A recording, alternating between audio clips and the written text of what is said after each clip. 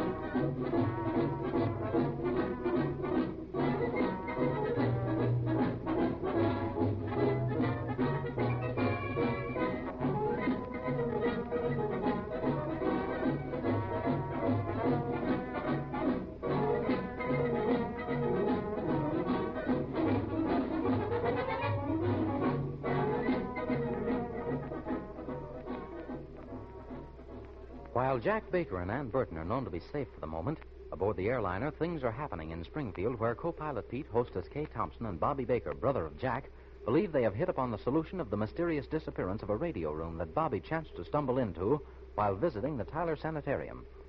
A chance mention of magicians gives Bobby an idea, and he brings out a book which shows the tricks of some of the famous magicians of the stage. On reading a certain page, Pete suggests that they go directly to the airport and pick up Art Morrison, who is expected to arrive any minute with his passengers, Aunt Hattie, and a Florida native, Zebulon Abercrombie, or just plain Zeb, who seems to have an interest in the rounding up of the smugglers. Just what has that book on magic to do with the Tyler Sanitarium? Surely Pete cannot believe in the superstitions of the Dark Ages, in the strange powers of unholy rites and weird potions. Suppose we listen as our friends arrive at the Springfield airport.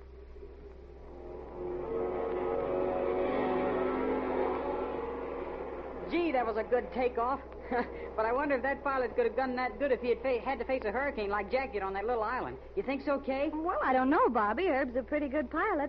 But that brother of yours, well, he's not bad either. I'll say he's not bad. He's just the best, that's all. No wonder those smugglers wanted him to fly for them. They knew they had to get there with those diamonds, and Jack was the one fellow they could depend on. They didn't know that Jack would join up with us. Bobby, not a word here. You never know who's going to hear you around this field, and we do know that the gang has someone on duty here who's been giving them some pretty reliable information. Oh, gosh, that's right. I nearly forgot. Say, it looks like Pete's forgot to come back. He's been over at that radio room long enough to he'll be along in a minute. He's got an awful lot to talk about, you know, and a lot to find out, incidentally, about what's been going on since we left here. Oh, but I do wish he'd tell us about Morrison and that Aircat. Yeah, and he's got that book on magic with him, too.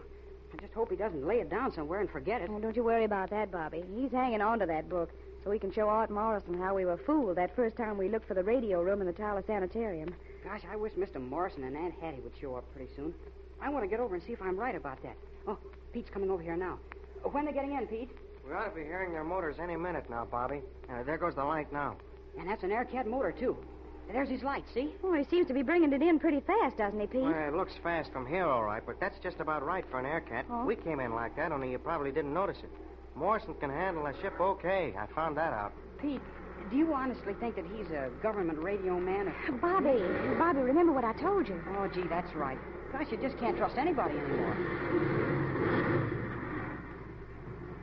See anyone in the cabin, Kay? I mean, besides Aunt Hattie? Yeah, she's in the back seat, and there's someone up front with Mr. Morrison. I guess this Zeb made the trip all right. Say, where did Tony Johnson go to, Pete? I thought he said he was going to wait right here until his Aircat got in. It's a funny thing about Tony. He's hardly had a wink of sleep since those fellas stole that ship the other night. So when we got the radio call just a minute ago that Morrison was just about to land, Tony gave a sigh of relief, sat down on the bench in the radio room, and went quietly but very soundly to sleep. Good old Tony. I guess the relief was just too much after all the suspense. Well, Aunt Hattie, you don't look much the worse for your experience. Nor you, Mr. Morrison. Well, I can't say that I want to go through with it again very soon. Oh, have you heard anything about... Anne? No, not a thing, Aunt Hattie. That is, any more than you probably already know. She's safe on the transport. Oh, if you can call that safe. Art, all I can say is that for a person whose business is radio, you do a mighty nice job of handling an air cat. And they're plenty tricky if you don't know them, too. Thanks, Pete. Well, let's see here. I want to introduce you to a friend of ours we picked up in Florida. They picked us up, you mean? At the point of a rifle. I guess that is a little more accurate. Anyhow, Zeb here has sort of joined us in our little business enterprise. Mr. Abercrombie, I want you to meet Miss Kate Thompson, hostess for Interstate Airlines. Mr. Abercrombie? I'm Zeb to my friends, Miss. Kay to my friend, Zeb. Miss Kay. So you're a hostess. I guess maybe I'll have to do more of my traveling by airplane after this. Only I've been doing more of it in the last couple of days than I ever counted on. And this is Pete Peterson. He's Jack Baker's co-pilot when Jack is on his regular run for Interstate. I think he'll be with us in this. Is that right, Pete? Yeah, Art. Got the word this evening about that. Sure glad to meet you, Mr. Just plain Zeb, Pete. I always like to use first names. They don't sound so formal as using Mr. all the time, and sometimes when you're hollering for help, well, saying Mr. So-and-so every time you yell would sort of hamper you, so to speak. Right you are, Zeb. You're a man after my own heart. And this is Bobby, Jack Baker's brother. Glad to meet you, Mr. Abercrombie. Same thing goes for you, too, Bobby. I know all about how youngsters should be respectful, but you can be respectful and still call me Zeb, can't you, Bobby? I'll say I can, Mr. Zeb. Say, didn't you feel kind of funny when you bailed out of that ship the very first time? Bailed out? I'm sort of feared He means when you parachuted down back there in the Everglades, Zeb. Oh, well, why didn't you say so, Bobby? Yeah, I guess I did at that. When I felt that airplane go off and leave me hanging there in nothing but space, I kind of had my heart in my mouth. I bet I counted 10 faster than I ever did before. Then I just pulled that latch string and prayed. And the next thing I knowed, I was just sort of floating down, ashamed of myself for being scared in the first place. Did you ever, Bail out. Thanks. Bail out, Pete? Afraid I have, Zeb. Two-time member of the Caterpillar Club. There's too many funny names in this here game to suit me. Caterpillar Club. I might explain, Zeb. The Caterpillar Club is sort of an honorary group of flyers who have been forced to take to their parachutes to save themselves from a crash. Almost all of the veterans are members. But you don't hear much of it anymore because the planes are just about as foolproof and weatherproof as science can make them. And with radio, you know just where you're going. But look, Art, I think Bobby has stumbled on something interesting, and it's right in your line. So if we can get off this field and get somewhere where we can talk without a chance of being overheard, I'll give you the lowdown. Oh, well, just a minute, Pete. Aunt Hattie went into the administration building to get her bags. Oh, here she comes with him now. I'll help her with him. I'll help you carry your bags, Aunt Hattie. And I thought I was having excitement when I was down with the natives in Africa. But that couldn't hold a candle to hanging around one of these airplane fields. Something going on all the time. Just look at the size of that one that just landed. Big as a house. Lots bigger than some I've lived in. Well, that's the regular flight that came from Detroit, Zeb. Oh, everything all right, Aunt Hattie? They were there just like I left them, Kay. I was wondering if that pilot would take them back to Detroit when he couldn't find me. Oh, you got your car here, Pete? Yeah, it's on the other side of the building. I think we can all crowd in. Well, that's the only way to travel for me. It certainly was a remarkable... Oh, we wait until those passengers from the Detroit ship have gone through the gate, and then we... Pete, look, that fellow right there, the one with the black hat. Which one? What do you mean, Bobby? You see, the fellow that's walking with a kind of a limp? Yes, I see the one you mean. What about him, Bobby? Well, that's the fellow I told you about that I saw in the radio room in the Tyler Sanitarium. What? The one that was working on some kind of a machine and that talked with a foreign accent, remember? Yeah. Hey, listen, Bobby, you sort of fall in line with him and see if you can find out where he goes from here. Think you can do that? Oh, sure I can, Pete. And meet us at my car as soon as he leaves. Okay, Pete, I'll do it if I can. That fella looks sort of familiar to me. I was just trying to figure out where I'd seen him before. It's a fellow that Bobby saw in the radio room of the Tyler place when he happened to stumble onto it once. And it disappeared like magic when we went to look for it a couple of hours later. Now, wait a minute, young fella. You mean to tell me that a regular radio station in a room just went poof like that? I know it sounds like something out of a book, Zeb, but that's just about it. We went to the exact place we'd been before, and, well, it just wasn't there, that's all. It was just kind of a laundry room like you'd find in the basement of any hospital. They told me the same story, Mr. Zeb, and, well, it sounds just a little far-fetched. Although, to tell the truth, it's not one bit more preposterous than anything that's happened in the last week. Oh, well, I ain't saying that it didn't happen, ma'am, because I've seen them African voodoo doctors work. Oh, here's the car. Put Aunt Hattie's bags in the trunk, Pete.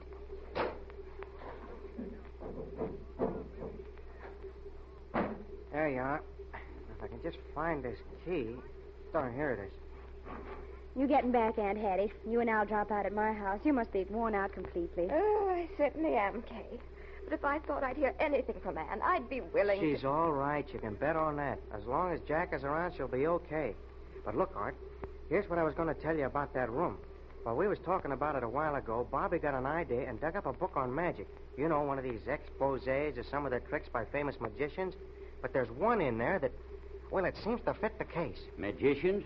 Now, see here. If you folks are going to start bringing in them things, I'd just as soon go back to Africa and the voodoo doctor. Pete, you're not serious about this magic thing, are you? Mr. Morrison, I fear that the strain of the last week has been telling on Mr. Pete. Either that or he's grasping at any explanation he can find to explain the cleverness of this gang. Go on, laugh if you want to. But you just wait until we get to Kay's house. I'll show you in this book here. And I think you'll agree with us that all the magic isn't on the stage. Oh, here comes Bobby. Everything okay, Bobby? Yes, okay, Pete. We better get away from this airport before we say anything. Good idea, Art. You getting back, and Bobby, you and Zeb climb in with me, okay? Yeah. Yeah.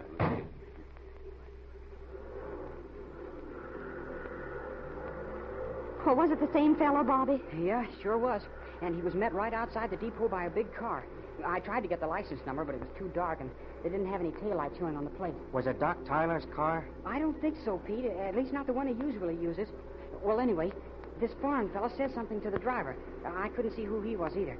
And then, as he got in, he said, "We must hurry, for we have many messages to send tonight, and I must talk to the doc first." Did you see which way they went? Yeah.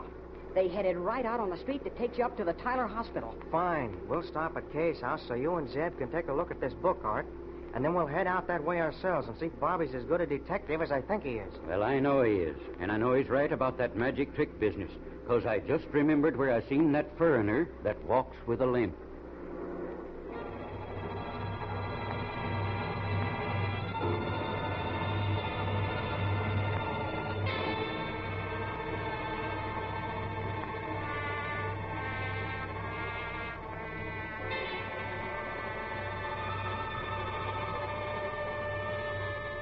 So Zeb remembers the man with the limp. Just how does he connect this man with the mysterious radio room and the Book of Magic? Will our friends be successful in solving the enigma? And will the messages that seem so important to the stranger have a bearing on the fate of Ann Burton as she crouches in the cramped quarters of the baggage compartment of the transport that is carrying Jack Baker and the two gangsters toward their first goal, Cape St. Roque? More thrills and adventures unfold when you tune in the next episode of Ann of the Airlines.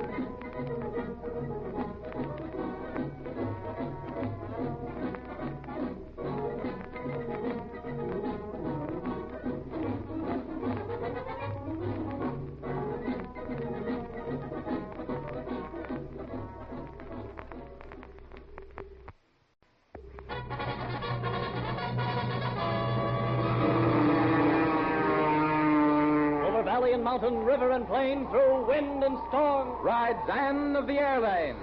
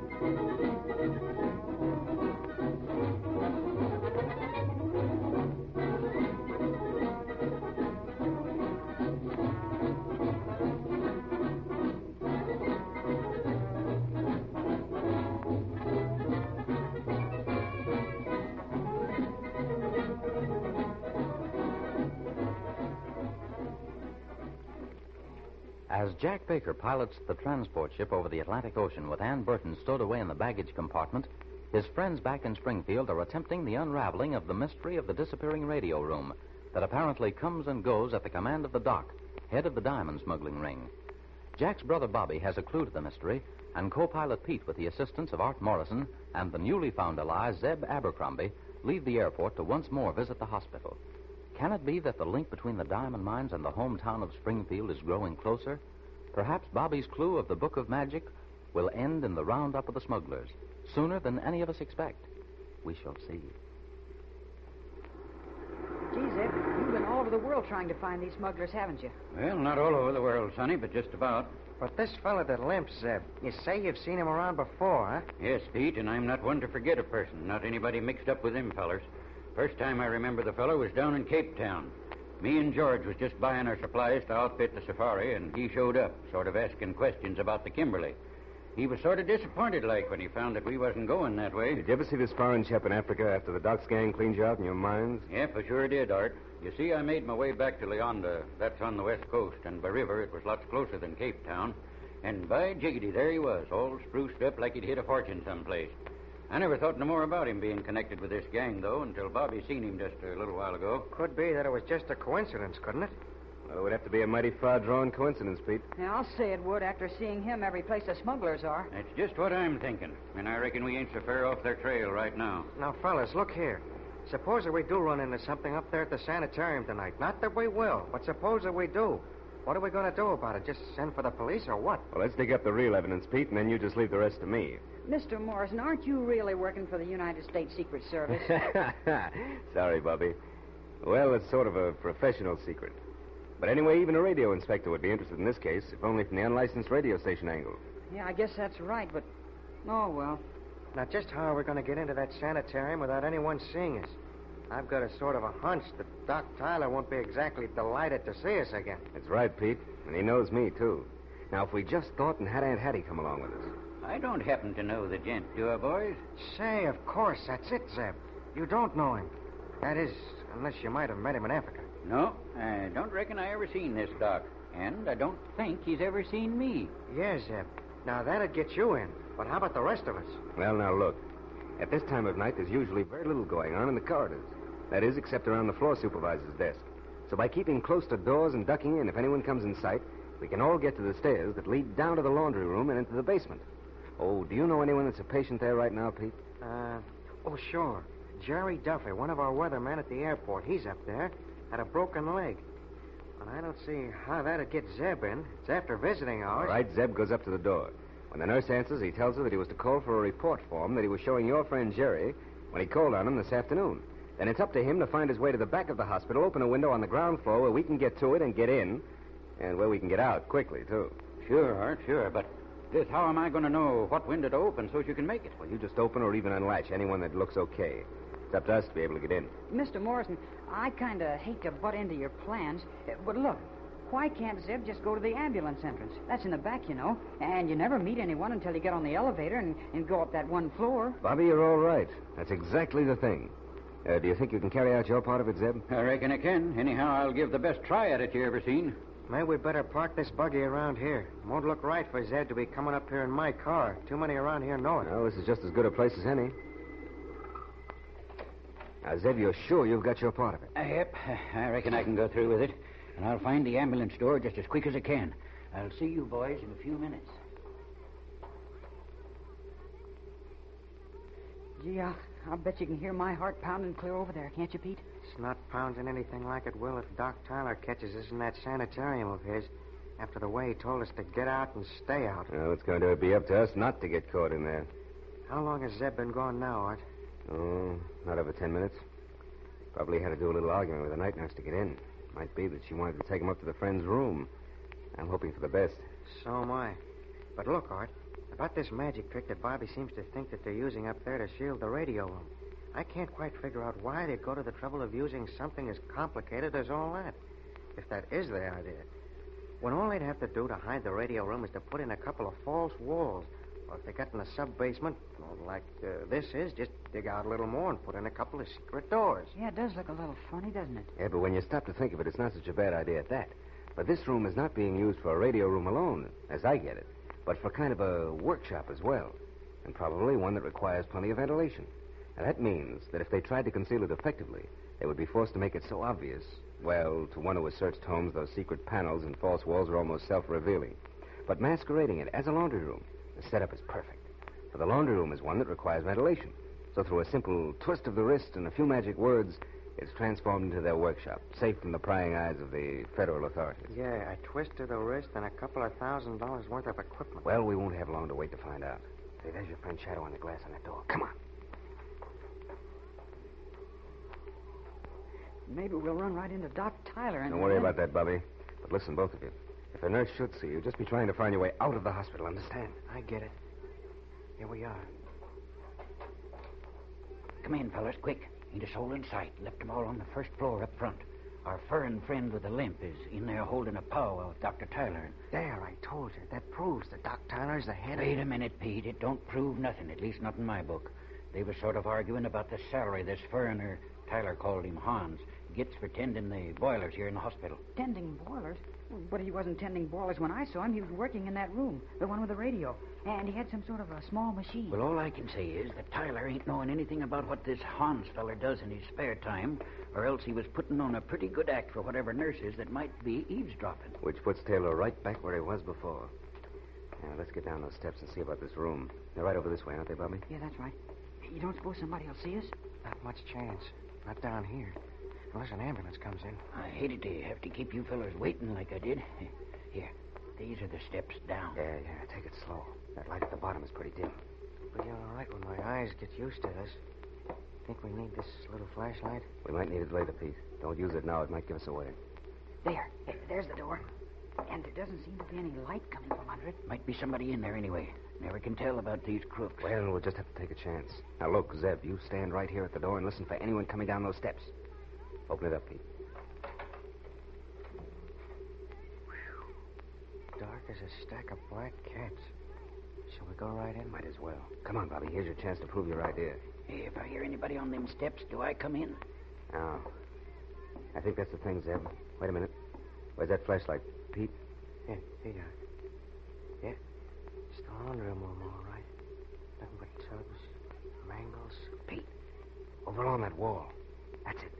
Do you see that? Sure, it's a piece of paper sticking out of a crack in the floor. What's peculiar about that? Doesn't it seem peculiar that a piece of paper would be sticking from between a crack in the floor that should have been put down many years ago? And that paper's new. Look here. Let me see it. Gee, it's the day before yesterday's newspaper. And it was caught there like it was there when the... Say, then I am right. That crack there in the floor is the slide that the floor works on. Yep, Art. Bobby was sure right about this thing. Look here. You can see some grease of some kind if you look right close. And it's put there to make the things work easy, see? And those water pipes on the wall there. They just give the place the illusion of permanency, when as a matter of fact, they never move.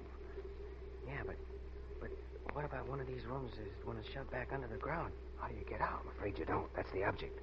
By moving the room, they avoid the use of false doors and covered openings of any kind.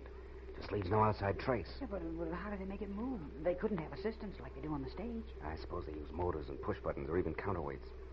We'll have a look. Because they must be able to operate that thing from the inside some way. Put that light over this way.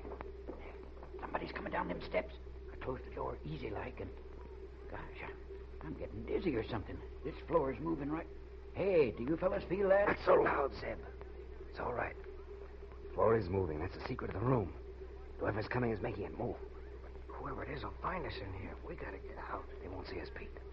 See, that wall moves right along with us. Yeah, but gee, how are we going to get out? I'm afraid we won't, Bobby. That is not until whoever that is decides to leave, which probably won't be long. There, we've stopped. Maybe it's the limping foreigner come down to check things over. Being caught in here kind of makes me feel like one of them animals they catch in a pit. Only the pits are open at the top. I think we're perfectly safe, as long as they don't suspect we're here. And going over that wall, we might be able to hear something. Yeah, I can hear footsteps. Just one person. There's a switch of some kind. He's turned on a radio. Maybe he's trying to pick up Jack's plane. Can you hear anything? Yeah, there's the hum of a transmitter. We've got the radio spotted all right, and I can hear him. Listen. Does that sound like Dr. Tyler? I can hear somebody, but I sure can't tell who it is. That wall sort of changes the sound, I guess. Sounds like he's getting in touch with some airplane, all right. Yeah.